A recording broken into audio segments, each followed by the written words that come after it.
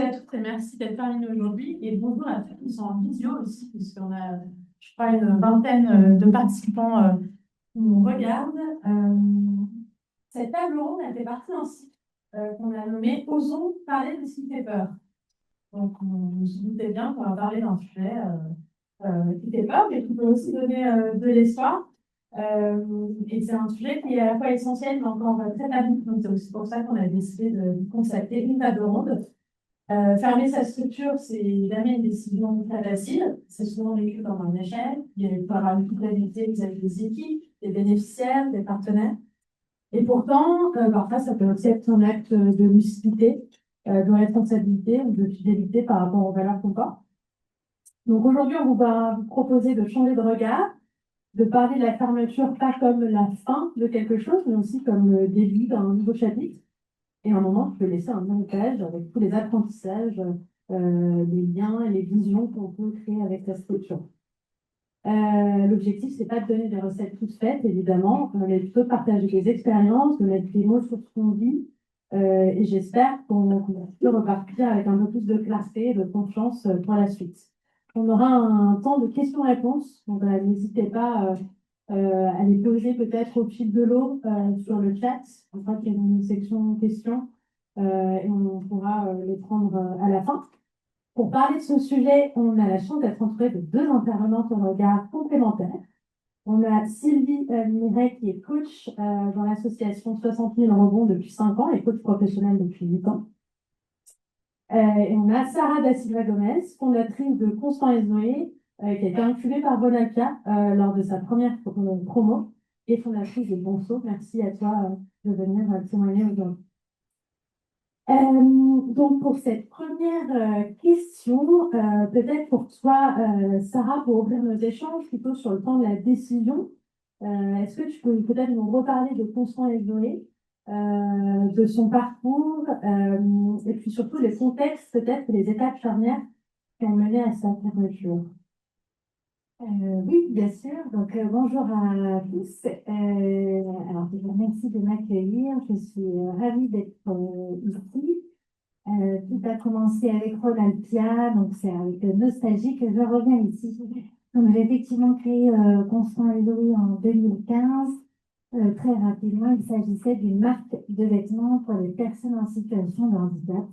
Donc, on faisait des vêtements faciles à utiliser pour les femmes, les hommes, les enfants.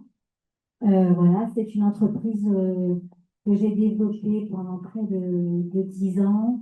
Et voilà, très rapidement, on avait une activité aussi bien B2C que B2B aussi. Il y a eu plusieurs phases dans notre développement et notamment dans notre modèle économique. Sans trop rentrer dans les détails, mais pour vous donner un peu de contexte quand même. On avait une structuration, une logistique à l'instar de celle, on va dire, du milieu du prêt-à-porter. On faisait nos collections à Lyon, mais on faisait fabriquer principalement en Ukraine et au Portugal, un petit peu de Bulgarie, un petit peu de Tunisie. Et avant le Covid, on avait une force commerciale qui cadrait la France pour organiser des ventes éphémères dans les structures médicales, donc sur site, en présentiel, dans les zones d'accueil spécialisées, les EHPAD, etc. Et le Covid étant passé par là, vous comprendrez assez facilement que ce modèle-là s'est un petit peu effondré. Et donc, on s'est engagé sur un pivot complètement différent. Et on a décidé de se développer en B2B et d'être distribué dans des magasins d'équipement médical qui sont des boutiques qui restent alors déjà ouvertes en période de confinement, puisqu'elle distribue des produits dits essentiels, en tout cas, c'est ce qu'on disait à l'époque. Et ce sont aussi des boutiques qui allaient dans les structures médicales dans lesquelles nous étions présents auparavant. Donc, on a pu rattraper, on va dire, le chiffre d'affaires perdu de cette façon. On a été distribué sur 200 magasins en France et en Belgique. Et puis, quand on a un petit peu commencé à sentir la tête de l'eau, malheureusement, comme je vous l'ai dit, notre partenaire historique de fabrication, c'était l'Ukraine. Et donc, ça a cumulé pas mal de points négatifs. Tout ça ajouté et cumulé, on va dire, à un modèle économique déjà fragile, puisque peut-être qu'on reviendra dessus, mais pendant 10 ans, avec le Construire Réseau, on n'a pas trouvé de modèle économique viable. Donc, on a été financé par différentes levées de fonds et on a eu différents leviers. Mais voilà, la croissance n'a pas été suffisante et la rentabilité non plus. En plus. D'accord. Très bien. J'avais l'impression déjà que je parlais extrêmement fort, mais d'ailleurs, je parle fort, trop fort. Non, c'est très bien. Pour distanciel. D'accord, très bien. Euh, oui, donc voilà, et donc pour dire qu'effectivement, déjà, il y a eu bien évidemment plusieurs étapes jusqu'à la liquidation, jusqu'à la cessation d'activité. Mais il y avait quand même quelque chose qui était toujours présent en moi et dans mon esprit, c'est ce modèle économique qui était un réel casse-tête. Et on a essayé beaucoup de stratégies différentes. On a passé 10 ans à construire, déconstruire, reconstruire, modifier, pivoter. Et donc ça, c'est quelque chose qui vaut tarot de toujours. Et peut-être je pense en 2020, 2021, j'ai pris, à force de lecture, de participation à des conférences sur mon secteur, à l'analyse aussi de ce qui se faisait sur mon marché, et tout simplement aussi en prenant conscience que même les grands mastodontes du prêt-à-porter ne se frottaient pas à ce marché pour plein de raisons que je ne vais pas détailler, mais en tout cas, quand elles se positionnent sur les grandes marques, quand elles se positionnent sur ce marché, le font quand même timidement et voilà, donc à force d'analyse, il y a une vraie prise de conscience intérieure qui naît. Et là, c'est déjà une première étape où on se dit, bon, ok, qu'est-ce que je fais? Parce que dans l'histoire, bon, bah, je suis embarquée, les équipes sont embarquées, les actionnaires sont embarqués, les clients attendent quand même qu'on continue, hein, tout ça. Et donc voilà, alors je ne sais pas si je continue un peu ici. Ok, et donc il y a eu cette première prise de conscience et les événements ensuite que j'ai évoqués juste avant. Et donc on se dit, ok, donc la partie vêtements pour les personnes en situation de handicap, c'est un modèle fragile, c'est un modèle compliqué. Il y a peut-être, je n'ai pas la réponse aujourd'hui encore, il n'y a peut-être pas de marché véritable suffisant, en tout cas pour qu'une entreprise puisse vivre de manière autonome et indéfinie, quoi, dans le temps. Et parallèlement à ça, on engage notre troisième levée de fonds, en partie sur le plateau qui va être mon associé sur M6, donc on gagne de nouveau en visibilité, etc. Et surtout, suite à ce passage-là, les équipes de Louis Vuitton nous contactent pour nous dire, ben voilà, on vous a découverte sur le plateau qui va être mon associé, on ne sait pas comment, mais on aimerait soutenir Constantin et Zoé. Voilà. Donc je rencontre les équipes qui me sollicitent, il s'est avéré que c'était le service cuir. Et donc, on y réfléchit ensemble. Voilà, eux, ils ont un sujet sur des stocks dormants, de cuir, des matières qui ont beaucoup de valeur, mais qui ne sont pas retransformées. Nous, on a Louis Vuitton qui nous tend la main. On se dit qu'il faut dire oui, puis après, on verra ce qu'on en fait, quoi. Et donc, on commence comme ça à travailler sur du cuir et à se dire, on va revaloriser ces cuirs dans un comment dire, dans un cercle vertueux, dans le sens où on récupère ces cuirs existants, on les fait transformer par des ateliers français, certains même des entreprises, sont des entreprises adaptées ou en insertion professionnelle, et on permet à nos clients, donc bénéficiaires de Constant et Zoé, de obtenir des petits porte-clés, des petits cadeaux un peu sympas, ludiques, dès lors qu'ils sont fidèles ou qu'ils acceptent un certain panier sur notre site internet, pour ramener un peu de magie dans le monde encore du vêtement adapté. Et puis, on crée aussi une petite collection d'accessoires, euh, de pochettes qui se met sur le fauteuil roulant, etc., etc. Tout ça en cuir. Voilà. Et suite à ça, on a notre communauté qui nous sollicite aussi sur les produits en cuir parce que du coup, on communique sur ce partenariat. Donc, voilà, nos contributeurs de toujours répondent présents, veulent ces produits, donc les achètent. Et on est ensuite sollicité aussi par des entreprises qui nous demandent est-ce que vous pouvez nous faire ce porte-carte en imposant notre logo dessus pour qu'on puisse les offrir à nos collaborateurs, à nos clients, en ayant une politique du coup de goodies, de cadeaux d'affaires qui soient plus responsables, fabriqués en France et qui puissent aussi raconter cette belle histoire qui est qu'en fait, ce nouveau modèle émergent, cette nouvelle activité vient nourrir financièrement, finalement, l'activité de vêtements adaptés, qui, elle, est bien gourmande en BFR et pour laquelle on n'a pas encore hacké le modèle. Voilà, donc il y a un modèle hybride qui naît comme ça et je me dis, OK, donc j'ai pris conscience que peut-être que le vêtement adapté tout seul ne peut pas se suffire à lui-même.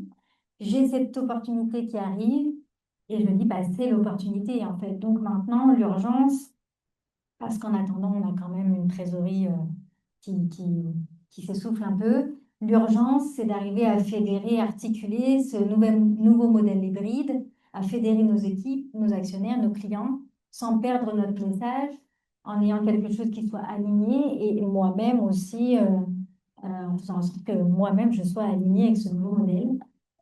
Donc voilà, c'est ce qui nous permettra, entre autres, de nous développer encore et de faire face à des années difficiles, mais ça ne suffira pas. Et donc, on entame alors comme une conciliation, mais en gros, on a des vrais sujets de trésorerie qui arrivent.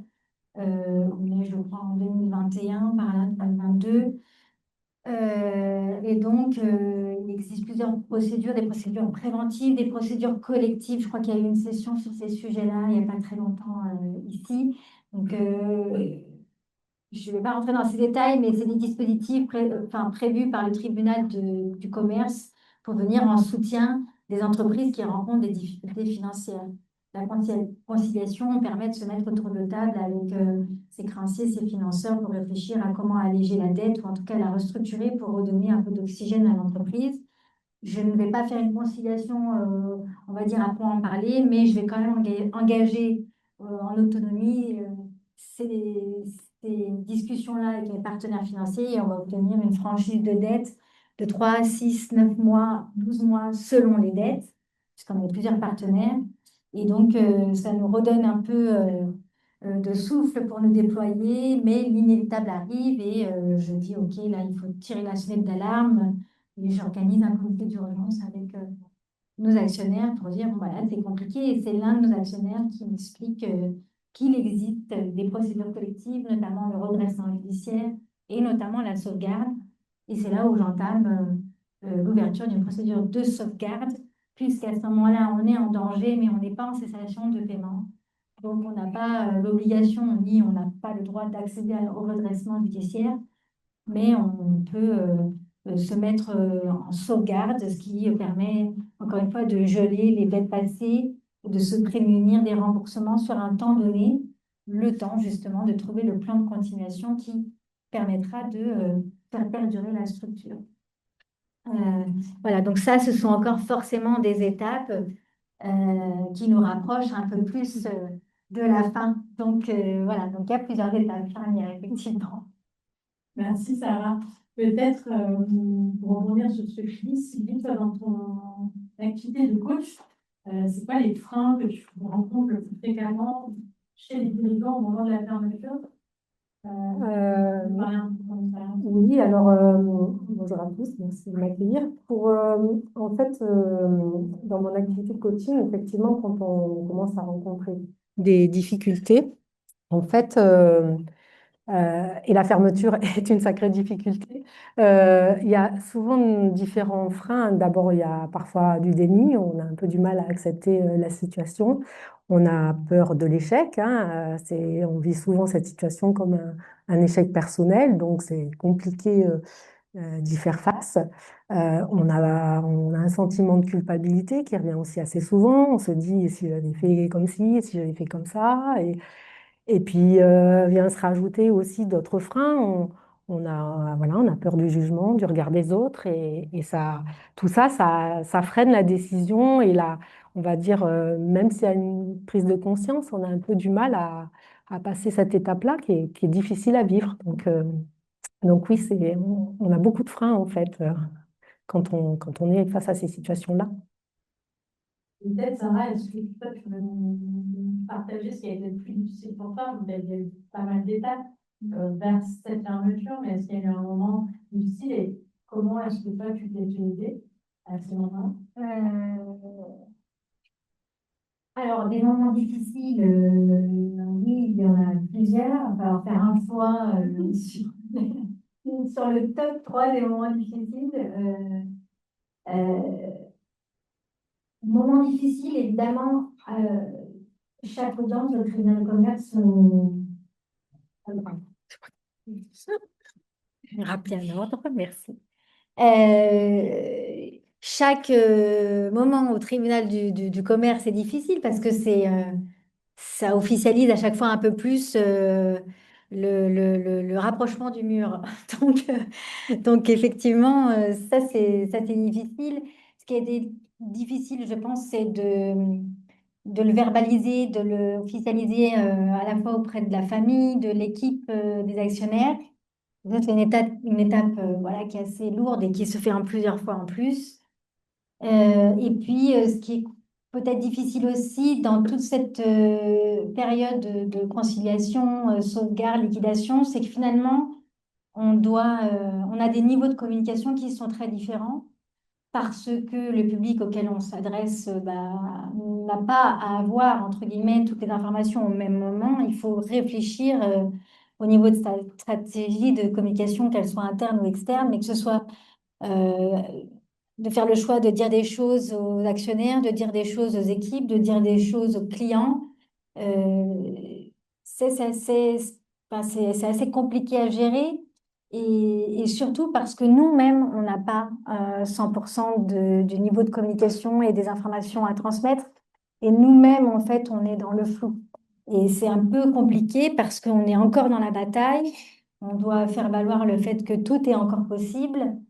Il faut encore être combatif et en même temps, le message est pas hyper clair, même si on essaye de faire notre mieux. Donc ça, c'est un peu compliqué. Et après, euh, je pense que l'ultime difficulté, c'est effectivement quand il nous reste que deux choix, la liquidation ou la cession d'entreprise. Et la cession d'entreprise dans un contexte extrêmement difficile avec des finances très mauvaises et un administrateur et un mandataire judiciaire qui vous poussent très concrètement à aller à la cession alors que finalement vous n'en avez même plus la force, quoi. Donc là, c'est le moment, je pense que on est au top de la difficulté. C'est quand on a deux choix. Et les deux choix sont à ce moment-là, il n'y en a pas un de bon, il y en a juste un extrêmement pire que l'autre, et c'est celui vers lequel on veut nous amener. Ça, c'est un peu difficile. Après, je vais renuancer mon propos parce que administrateurs et mandataires et même avocats ont su à un moment donné également avoir le bon point de bascule et faire en priorité l'humain et du coup finalement de dire, OK, on va sauver les humains qui restent avant de vouloir sauver les comptes. Et donc, voilà. Voilà. Et le dernier, peut-être le moment difficile, c'est quand on va vraiment au tribunal de commerce, alors que là, tout est joué, hein, tout est fait. On sait juste on va signer, on va sortir du tribunal, et puis ça y est. Et là, c'est vrai que là aussi, c'est un peu difficile parce que même si on le sait, bah là, ça y est. On repart, on est Sarah, quoi. On est Sarah, point. Vraiment, il n'y a plus rien, quoi. Il n'y a vraiment plus rien. Donc ça, c'est des petites étapes difficiles et à la fois qui permettent une forme de libération derrière. Voilà. Merci pour ce témoignage. Peut-être, tu parlais de l'humain, Sarah. Sylvie, toi, Ouais. comment tu accompagnes l'humain finalement aujourd'hui dans ces situations-là? Oui, bah, enfin, c'est exactement le propos, hein, et en particulier, on va dire, dans des structures comme celle de 60 000 rebonds, et donne, on va dire, une première étape, celle du coaching. Euh, la première chose, c'est d'accueillir effectivement l'entrepreneur qui arrive dans cette phase-là, après la fermeture, et de l'accueillir dans toute cette, voilà, dans son humanité, en fait, et avec ce qu'il vient de vivre. Et donc, bah, ça passe par... euh, la fermeture, elle est souvent vécue comme un deuil, hein, donc ça veut dire accepter aussi cette phase de deuil euh, qui est bouleversante, qui commence par des émotions très très fortes, comme un sentiment de colère très très fort, et on accueille voilà, on ressent souvent de l'injustice, on ressent souvent ça. Et donc, on accueille voilà, toute cette phase-là.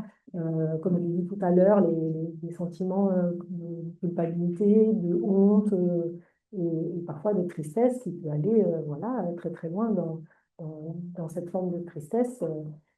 Et l'accompagnement, bon, ben, consiste à accueillir ça et ensuite à redonner et à structurer, ben, on va dire, à la fois revisiter l'expérience avec tout ce qu'elle peut amener de leçons à tirer, d'enseignements, d'apprentissage, et là, de redonner de la valeur finalement à cette expérience, et non plus la voir forcément comme un échec. Et puis ensuite, ben, de structurer le rebond, c'est-à-dire un nouveau projet, voilà, reconstruire, euh, on va dire aussi la confiance en soi sur ses talents, ses forces et tout ce qu'on sait faire de bien pour reconstruire un nouveau projet. Donc c'est comme ça voilà, qu'on redonne de l'espoir après une situation difficile. Et on a des beaux exemples de rebond chez ce centre de l'expérience. Tu veux nous donner un exemple en fait, de ce que... Oui, ben, Sarah, on a un très bon exemple, mais effectivement, on a d'abord, dans 60 000 rebonds, on a plusieurs parcours, voilà, soit un parcours de retour vers le salariat pour ceux qui le souhaitent, soit un parcours qu'on appelle Convol pour ceux qui veulent partir plutôt vers de l'entrepreneuriat en recréant une nouvelle structure. Et donc, moi, j'ai accompagné évidemment plusieurs personnes chez 60 000 rebonds et j'ai le souvenir d'une entrepreneuse qui est arrivée vraiment, elle a le sentiment d'être au fond du trou, comme on dit. Et on a travaillé ensemble à reconstruire évidemment voilà, ses talents, où est-ce qu'elle était vraiment, où c'est qu'elle avait envie d'aller. Et pendant longtemps, elle me disait non, mais c'est pas possible, non, mais j'y arriverai pas, non, mais c'est. Et puis elle a trouvé le job de ses rêves au bout d'une année et elle en est, elle est ravie. Et chaque fois que j'ai l'occasion d'échanger avec elle, c'est un soleil, quoi. Donc c'est possible. Et elle fait vraiment, elle est à la bonne place au bon endroit et elle fait ce qu'elle sait le mieux faire. Et c'est fantastique, vraiment. Et on en a plein des histoires comme ça à raconter. Euh, voilà. Savoir du politique, c'est chouette. Tu parles un peu d'héritage, je vais aussi parler d'héritage, il y a pas ça, l'héritage matériel, il n'y a plus rien, il n'y a plus rien, tu juste Sarah, en fait, c'est tout ce que tu as pu créer derrière. Comment toi, tu as pu transmettre tout ce que tu as créé chez Constant et Zoé et comment on a rebondi finalement, tu en parles de 60 000 rebonds, comment tu as valorisé cette expérience? Euh, alors, ça a pris un peu de temps déjà, c'est vrai. J'ai été et je suis toujours accompagnée par 60 000 rebonds. Donc, c'est clairement, on va dire, 60 000 rebonds. Et puis aussi l'entourage, la famille, les actionnaires, les partenaires qui nous aident à revoir de la valeur en ce qu'on est et ce qu'on a construit. Parce que c'est pas si évident quand même. Donc, au début, l'héritage, il est pas clair, quoi, il n'est pas là. Donc, ça met un peu de temps, mais en même temps, oui, il y a un héritage parce que finalement, et c'est ce que j'ai appris là en presque 2 ans, c'est que la liquidation n'est pas le résumé de ce qui a eu été pendant 10 ans. Et donc, effectivement, c'est ce qu'on a souvent en tête. Et moi, je le dis là, mais j'en suis pas encore foncièrement à 100% convaincue, mais je sais que c'est la bonne réponse et qu'il faut penser comme ça. On a beaucoup de mal à considérer que la fermeture de l'entreprise fait partie de l'aventure de l'entreprise. Alors qu'en fait, voilà, c'est effectivement vrai que ça fait partie intégrante de ce qu'est une entreprise. Et même de le vivre, je pense que j'ai appris, j'ai beaucoup appris sur moi, j'ai développé beaucoup de compétences dans l'extrême difficulté, dans l'extrême urgence, et là où il a fallu puiser des qualités, et même, je parlais de communication tout à l'heure, mais communiquer quand à l'intérieur on est nous-mêmes effondrés, ça demande quand même à un moment donné à avoir, je crois, certaines capacités. Et donc ça, c'est assez, ça nous révèle aussi. Donc, je pense que l'héritage, c'est déjà prendre conscience que la fermeture fait partie d'une étape et d'une étape et point, quoi. Voilà, c'est une étape. Et puis après, ensuite, évidemment, aujourd'hui, mon rebond, il y a un héritage personnel sur qui je suis, qui je suis, ce qui m'anime, ce que j'ai envie de faire. Que je reste un humain faillible. Voilà, je pensais pas avant, je pensais pas. Bon, ben voilà, j'ai appris. Et donc ça me construit. Donc c'est puissant, on va dire, sur le chemin personnel et après professionnel, évidemment. Aujourd'hui, tout ce que je fais euh, n'est autre que la continuité de ce que j'ai appris et construit avec Constant et Zoé. C'est-à-dire que aujourd'hui, j'interviens énormément et j'enseigne, alors principalement à l'EM Lyon, mais aussi dans d'autres écoles de commerce sur des sujets de création d'entreprise et de conception produit et d'innovation. La transmission n'aurait pas été possible sans ces 10 ans de Constant et Zoé. Et dans la transmission, je fais perdurer aussi Constant et Zoé et mes compétences parce que c'est dans cet accompagnement auprès des étudiants, mais aussi parce que je suis mentor à l'incubateur de l'EM Lyon. C'est aussi dans l'accompagnement que je fais aux jeunes entreprises que je vois que j'ai développé des compétences et qui, j'espère, pourront leur servir ou leur faire gagner du temps. Donc déjà ça, voilà, ça c'est le fruit quand même de 10 ans de Constant et Zoé. Puis après, il y a l'héritage. Avant tout, c'est le réseau, les relations sincères, parce que le réseau qui reste et les relations qui se sont créées, bah, elles sont toujours là, parce que même si mon identité a été très longtemps corrélée à celle de Constant et Zoé, les gens m'identifient bien comme Sarah da Silva Gomez et plus Constant et Zoé.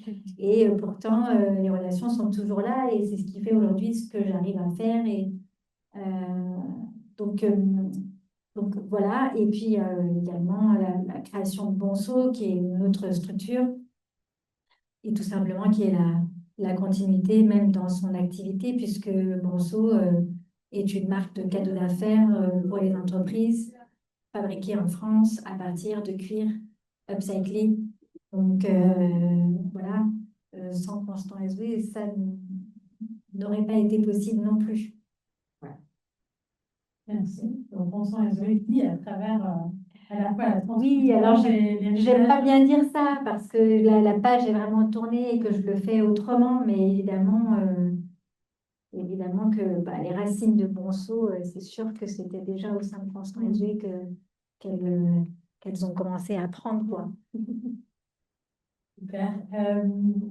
Peut-être, Sylvie, une question pour toi. On s'était posé la question quand on a préparé cette table ronde. Comment est-ce qu'on peut rebondir de manière choisie plutôt que subie? Est-ce que tu as des exemples d'accompagnement que tu as pu faire? Alors, tu nous as donné ce super exemple de l'entrepreneur Oui, il y a, le job de ses rêves. Est-ce qu'il y a d'autres...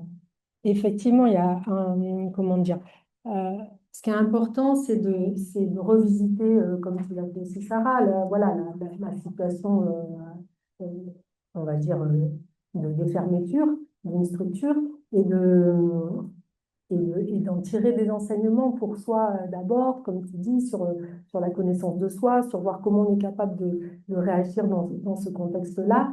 Et, euh, et c'est vrai que pour rebondir, c'est essentiel de faire ce travail-là. Et tous les entrepreneurs ben, passent par ces prises de conscience de finalement de leur valeur dans ce contexte aussi de fermeture. Et elle est grande la valeur finalement d'être confronté à cette expérience-là, certes difficile. Euh, donc, en parlant d'exemples, oui, j'ai d'autres exemples d'entrepreneurs qui ont fermé leur structure et puis qui ont décidé d'en recréer d'autres. Et on va dire cette gestion du changement, voilà, de passer de ce qui passer à un avenir et un nouveau projet, c'est toujours long. Il faut prendre du temps, il faut prendre du temps pour soi. Ça demande une certaine maturation aussi de son projet. Et la première étape, c'est de se faire aider vraiment. Et les structures comme 60 000 rebonds sont là pour ça. Et on a on a tout ce qu'il faut en termes de processus pour structurer la démarche de, de relais. Et on a, là, j'ai encore dernièrement un entrepreneur qui a fermé sa structure et qui s'est rendu compte qu'en fait, il avait on va dire, son leitmotiv, c'était d'être au service du client. Et donc, il s'est dit, mais moi, ma nouvelle structure maintenant, ça va être d'accompagner les clients dans leurs difficultés, parce qu'il est, on va dire, il est dans le domaine de la décoration. Son entreprise précédente était dans la décoration. Et là, il s'est dit, mais moi, je veux être un chef de chantier qui va accompagner mes clients quand ils font la livraison de leurs éléments de décoration pour être sûr que tout va bien jusqu'au bout. Et voilà, et donc il remonte sa structure dans ce sens. Et il est au bon endroit. Et à partir du moment où il a voilà, conscience de ses talents, de comment développer son entreprise, et ben, voilà, ça prend du temps, mais il est sur le bon chemin. Merci. Peut-être une question pour toutes les deux. On ne pas autour de cette table de partenaires institutionnels ou financeurs. Mais selon vous, quel peut être le rôle des partenaires financiers, opérationnels dans cette phase de fermeture, puis de capitalisation de l'héritage et puis de rebond? Vous avez une idée sans si vous ne voulez pas parler à la place des partenaires. Moi, je ne peux pas parler à la place des partenaires, mais ce que je sais, c'est que des structures comme 60 000 rebonds, on a un besoin énorme de partenaires parce que, justement, pour structurer, on a aujourd'hui plus de 300, j'ai noté dans mes statistiques, grâce à Excel, plus de 379 dirigeants qu'on a accompagnés sur l'année 2025. Donc, c'est énorme. Puis, on a plus de 400 bénévoles pour les accompagner. Donc, dans ces bénévoles, on a à peu près un tiers de coachs, un tiers de parrains-marraines. Donc, ça, c'est des gens qui sont plutôt voilà, en activité et qui viennent apporter leurs compétences de parrainage et d'accompagnement. Et puis, on a encore un petit tiers aussi d'experts qu'on sollicite au travers notamment de mécénat de compétences. Donc ça, c'est aussi quelque chose de très important parce que les partenaires nous mettent à disposition des experts qui viennent voilà, évaluer les business plans, qui viennent en RH quand il y a besoin, accompagner toute la phase de recrutement pour ceux qui veulent partir dans le salariat. Voilà, il y a tous les experts juridiques qui viennent, les avocats, on a des experts en communication, en marketing pour accompagner aussi les projets. Voilà, donc pour tous ces aspects-là, les partenaires sont indispensables et les partenaires financiers aussi pour nous accompagner à nous développer parce que 60 000 euros est une association qui se développe énormément. Les besoins sont toujours plus grands. Donc, je ne sais pas si ça rate quelque chose à ajouter. Oui, moi, déjà, je suis très heureuse de voir que Ronaldpia et 60 000 rebonds travaillent main dans la main.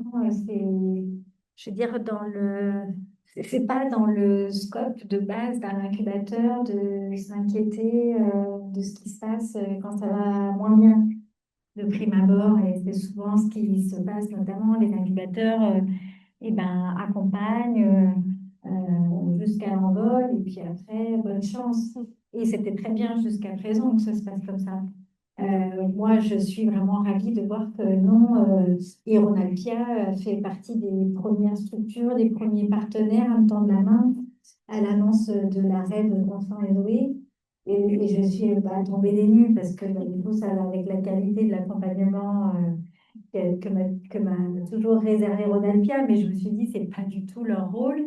Et non, elles ont tenu déjà à s'assurer que j'allais bien, savoir comment on pouvait m'aider. Et puis, bien évidemment, 60 000 rebonds. Alors, moi, j'avais déjà entendu parler de 60 000 rebonds parce que j'ai des amis qui sont passés par 60 000 rebonds. J'avais entendu que du bien de 60 000 rebonds. Donc, aussi difficile que cela a été, je savais que j'allais pousser la porte de l'association en étant déjà 100% confiante de l'accompagnement qui allait être proposé, de la bienveillance, etc. Et c'est vrai que les bénévoles, l'expertise, l'accompagnement, tout est vraiment de qualité et nous permet de nous reconstruire parce que la réalité, c'est que quand on arrive, on est vraiment dépossédé de notre valeur. Et c'est le point, je pense que c'est le point, enfin, c'est le commencement de la reconstruction. La reconstruction, c'est déjà de se dire qu'on vaut quelque chose, quoi. Et donc, ce environnement fait un super travail. Et donc, c'est vraiment très bien que vous arriviez à vous associer pour faire ce type de session aussi. Voilà, parce qu'au-delà des partenaires, je pense qu'il faut aussi travailler sur le regard qui peut être porté sur la fermeture de structures et qu'il n'y a pas vraiment de baguette magique ou de dispositif ou de partenaire financier pour changer les choses. Il faut juste en fait créer, je pense, de la solidarité et puis il faut déculpabiliser autour de la fermeture, comme on peut connaître la solidarité à la création d'une entreprise. En fait, il y a un réseau qui se forme, un écosystème qui est puissant quand on crée une structure. Il y a des mains tendues, une solidarité qui permet à des projets de sortir de terre.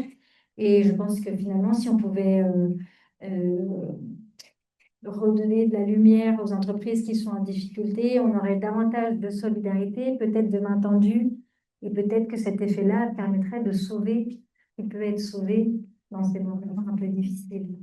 Comme tu dis, en fait, la fermeture, c'est une étape de vie, au même titre que la création, qui est peut-être aujourd'hui un petit peu mis de côté par rapport à ces autres étapes. Donc, comment on traite ces étapes de la même manière, c'est intéressant. Je trouve. On a cette même réflexion dans notre programme pilote qui traite de la mort, comment la mort est une étape de la vie. Donc, le parallèle est intéressant.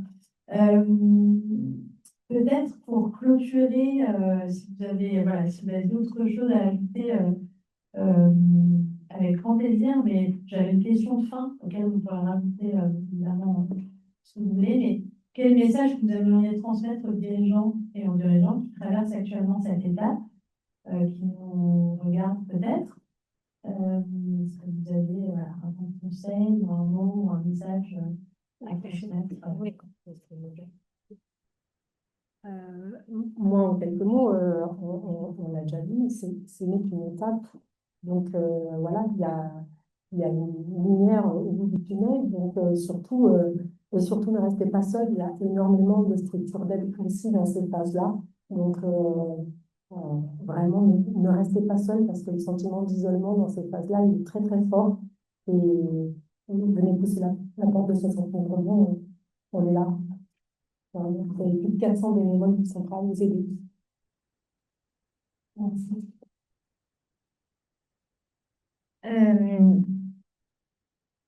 Alors moi, j'aime bien dire que tout finit par passer, tout dans la vie. Voilà. Bon, quand on est dedans, quel que soit le problème, on ne le voit pas. Et vraiment, il n'y a pas de lumière au bout du tunnel. Tout finit par passer. J'ai envie de partager ce qu'une de mes actionnaires m'a dit quand j'étais en larmes de la table. C'était en disant aux actionnaires, ne m'avaient jamais vu dans cet état. Et en fait, elle m'a simplement dit, bon, bah, ça y est, c'est fini. Admettons, on soit dans ce contexte-là, mais en fait, quand c'est fini, que la décision de prendre, enfin, la décision pardon, qui reste à prendre de fermer l'entreprise, et ben, il faut se dire, bah, en fait, il en va de ma responsabilité de dirigeant. C'est un projet comme un autre. C'est mon dernier projet. Voilà, Constant et Jouer, c'était plein de projets, beaucoup de projets. Et celui-ci, ben, on est un à part entière. Ce sera mon dernier projet au sein de Constant et Jouer.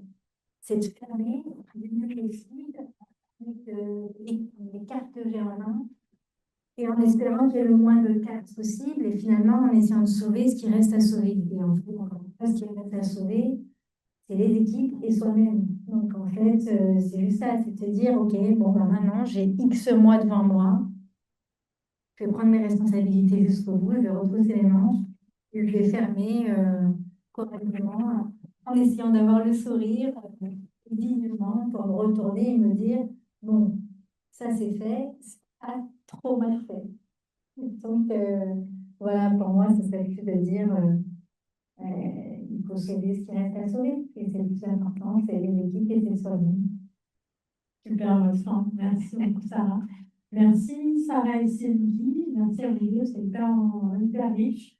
Je ne sais pas s'il y a des questions déjà dans la salle et puis ensuite s'il y a des questions en ligne. maintenant en ligne. D'accord. Je vous invite à poser des questions. Est-ce que peut-être dans le débat, il y a des questions, des choses que vous souhaiteriez creuser avec ces yeux fermés? Que les projets d'après sont envisageables encore pour cette période. Je répète la question. Est-ce que les projets d'après sont encore envisageables dans cette période, tu dans ce contexte? Dans le contexte qui est de finaliser de meilleure manière, on est toujours encore dans la dynamique, profiter de la dynamique encore quand même pour aller projeter sur d'autres fiches. Voilà, par la suite, pas besoin. Est-ce que c'est en gros la phase pour préparer la suite? Ouais. Ou pas? Je suis pas certaine d'avoir bien interprété, compris la question. En gros, là, vous pouvez simplement d'après, vous mettez des gens. Est-ce que tu penses à l'après au moment de la fermeture? C'est ça, hein? Ah non, non, après la fermeture, on pense à aller se coucher et pas se relever pendant 3 mois, c'est tout. Non, on pense à se sauver, mais on pense aussi qu'il faut aller se coucher, il faut aller se reposer, il faut recharger les batteries quand cela est possible. Quand cela est possible. Je ne sais pas si ça répond à la question. Et moi, la reconstruction et le penser à l'après, ça a pris bien un an. Bien un an. Voilà. Et j'en profite aussi pour parler de l'assurance chômage dirigeant, parce que quand je peux en parler, j'en parle, parce que ce qui m'a sauvée, c'est ça.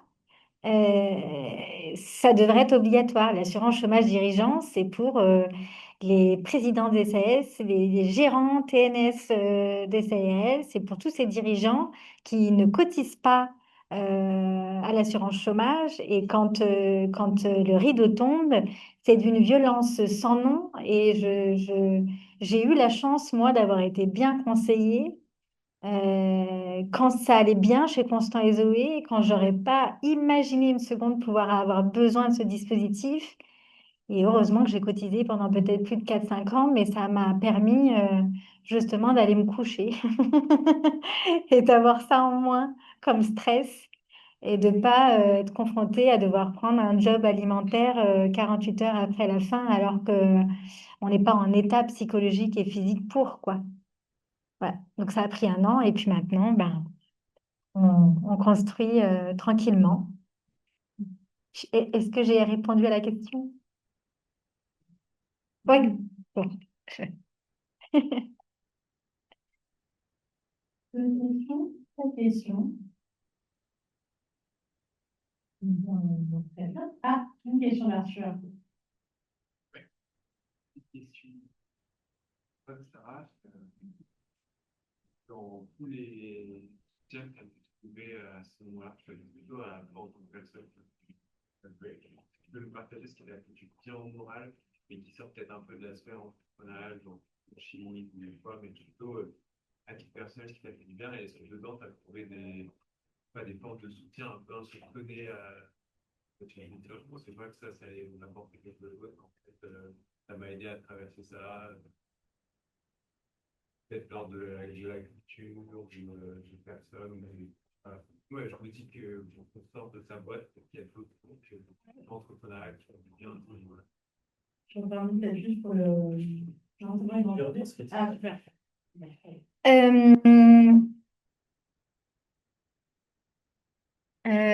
Oui, j'ai le temps d'évoquer 3 choses. Oui, merci. Alors, il y a une chose, on va dire, qui fait partie de Constant et Zoé, mais ça va au-delà de la partie entreprise. Et donc, je vais quand même citer ça et je dois bien ça à mon entourage, mes collaborateurs et mes actionnaires. Quand tout s'est arrêté, je crois que donc, euh, oui, la cessation d'activité, c'était le 7 mars 2024 et un mois plus tard, une de mes amies me dit, viens, parce que bon, elle savait que j'aimais bien le stand-up, tout ça. Elle m'a dit, viens, on va, je t'ai inscrite on va changer les idées, on va aller faire un peu de stand-up, ou en tout cas, tu auras le choix ou pas de participer, etc. Bon, ok, très bien. Donc, c'est pas un bon jour, mais bon, je me lève de mon lit, puisque ça faisait un mois que je dormais, comme vous l'aurez compris. J'y vais, etc. Et puis j'arrive dans cet énorme bar avec un énorme extérieur, etc. Et j'entends surprise, etc. Je cherche, je crois pas, je cherche en me disant qui est cet anniversaire, c'est trop bien. Puis là, je vois plein de têtes que je connais, mais qui n'ont rien à faire ensemble. Vraiment, qui n'ont aucune raison d'être là à cet endroit ensemble. Et en fait, voilà, c'est une de mes collaboratrices, enfin, ma collaboratrice, mon premier CDI signé chez Constant et Zoé, qui a fait 10 ans chez Constant et Zoé, qui a été aussi la première et la dernière salariée au sein de Constant et Zoé, qui a organisé cet événement. Donc, avec ma famille, les anciennes équipes, les actionnaires qui m'ont fait les messages en vidéo, l'entourage, plein de partenaires de l'écosystème entrepreneurial lyonnais. Et tout le monde était là pour en fait fêter la fin de Constant et Zoé en disant on avait fait il y a 10 ans une super inauguration de la marque. Eh bien, on partira avec une super fête de fin. Voilà. Donc ça fait du bien, ça redonne de la valeur et on se dit, bah, finalement, on compte peut-être encore un peu, même si Constant et Zoé n'est plus. Donc ça a été très riche. Voilà. Et puis, et après, j'ai eu deux autres phases où j'ai eu la chance d'avoir l'un de mes actionnaires qui m'a proposé de me prêter un appartement en bord de mer en Espagne pendant un mois. Et donc, je suis partie seule, voilà, prendre soin de moi au bord de la mer. Et autre étape, j'ai toujours aimé la danse. J'aurais voulu faire quelque chose dans la danse, mais bon, on choisit des chemins et des trajectoires qui sont autres. Et voilà, et j'ai un peu vu passer par hasard un stage professionnel de un mois de danse intensif, mais dédié aux professionnels. Et ça se passait à Toulouse et j'ai pris la décision d'y aller pendant un mois, de partir comme ça et d'être qu'avec des professionnels de la danse et de faire 4 à 5 heures de danse par jour alors que j'avais pas dansé depuis 15 ans à peu près et que j'avais pas fait de sport depuis 2 ans, je pense. Et donc voilà, ça permet de se remettre d'équerre, comme je dis, physiquement, psychologiquement, mentalement et de prendre soin de sa santé. Voilà. Donc ça participe, oui. Alors, il y a une question aussi en ligne qui est de Astrid Bailo qui rebondit sur ce que tu disais par rapport à l'assurance dirigeant et qui disait, j'avais posé la question financière fondamentale en effet, quand on est gérant des SARL, quels sont les soutiens financiers en cas d'arrêt pour les gérants des SARL? Euh, alors moi, avec Constant et Zoé, j'étais donc présidente SAS. Et là, avec ma nouvelle structure, je me suis dit, comme j'aime bien apprendre et j'aime bien me lancer dans ce que je ne connais pas, je me suis dit, bah, tiens, cette fois, j'ai testé la gérance en SARL. Je crois que la protection est tout aussi absente, hein, et donc il faut aller souscrire une assurance chômage dirigeant le plus vite possible, je pense. Après, je ne suis pas une experte en la matière et je pense qu'il faut vraiment se poser des questions et voilà, se renseigner sur la mutuelle, sur la prévoyance, prévoir de manière autonome ses vieux jours et ne pas, je pense, compter sans faire de critique, mais ne pas compter sur ce qui peut-être arrivera plus tard. Donc, je pense qu'il faut gérer ses finances soi-même et après cotiser une assurance chômage privée, quoi. Je pense qu'il n'y en a que deux en France et donc il faut se renseigner. Voilà la réponse que je peux apporter. Peut-être que je ne pourrais pas vous aider sur ce sujet. Merci. Une question. Merci beaucoup à toutes les deux. C'était hyper riche. Merci de bien témoigner sur un projet passant. Merci à toutes les deux et partage. Oui, merci beaucoup.